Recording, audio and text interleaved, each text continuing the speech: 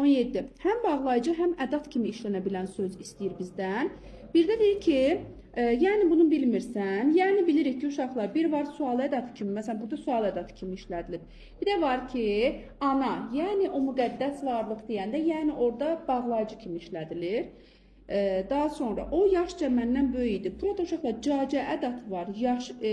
Cacə burada ədatdır yoxsa qoşma? Ədat deyil, qoşmadır.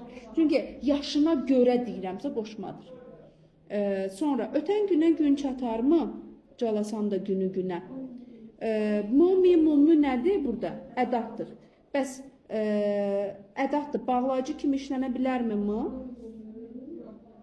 Tabesiz mürəkkəb cümlələri bir-birinə əslində bağlaya bilər. Oldu.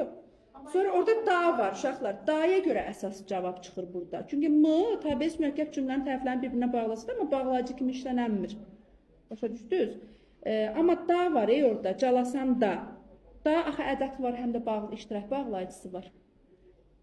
Sonra kaş yenə girəydim yuxularına deyəndə kaş arzu ədatıdır, amma bağlayıcı ola bilmir.